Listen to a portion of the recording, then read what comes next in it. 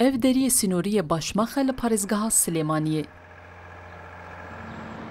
Ev jî deriyê sînorî yên navdewletî İbrahîm Xelîl e li sînorê parêzgeha Duhokê. Dahata van her du deriyên sînorî yek ji mijara sereke ya nakokiyên pedekê û yenekê ye.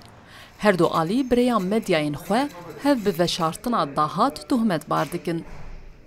ئێمە لە پەرلەمانی کوردستان ینی دەمێکە تێبینی جددیمان هەیە لەسەر دەواازە سنووریەکان و بەتایبەت ینی ئەو دەواازەی کە بە جددی نیشانەی پرسیاری لەسرە باشماخ وە چەند دەواازەیەکی دیکەی نافەرمین کە کەونە سنووری پارێزگای سلێمانی و پارێزگای هەڵەبجەوە. Li Herêma Kurdistanê nehderiyên sînorî hene. Li gorî zanyariyên Rûdawê dahata fermiya mehane ji van deriyên sînorî bi qasî 145 milyar dînar e. 45 milyar dînar dahata deriyên sînorî yên parêzgehên Silêmanî û Helebce ye. Nêzîka 100 milyar dînar jî dahata deriyên sînorî yên parêzgehên Hewlêr û Duhokê ye.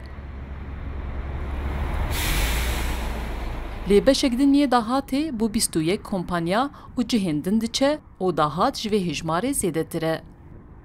Xaڵە سنووریە گومرگیەکان بە دوو ڕێگە داهاتیان کەمە بێتەوە. ڕێگەی یەکەم قاچاقچێتی ئاشکرایە ئەوە ڕێگەیەکە. ڕێگەیەکی تر بوونی ژمارەیە کۆمپانیایە. ئەم کۆمپانیانە ئیشێک ناکەن زەڕور بێ بە کارمەندی حکومەتی شەکانیان نەکرێت. Salaborî Parlamentoya Kurdistanê li jineyek bû lêkolînkirina dahatên navxwe ava kir. Di nav de jî dahata deriyên sînorî û bi awayek meydanî serdana deriyên sînorî jî kir. Lê ti raporek di derbarê karê vê li jineyê de nehate belavkirin. ئەو کارنامەی کە ئێمە لەسەر ڕێککەوتین کارنامەیەک بوو کە حکوومەتێکی بەهێز حکوومەتێکی سەرتاسەری و حکوومەتێک بێ کە خزمەتگوزاری لە سەرتاسەری ناوچەکانی کوردستان بەبێ جیاوازی پێشکەش بکە.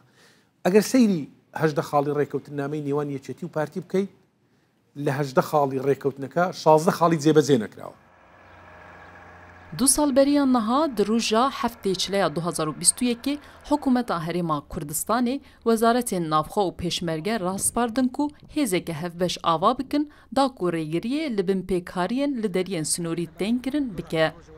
Lê ne hêzek bi vî awayî hat avakirin û ne jî çûn deriyê sînorî.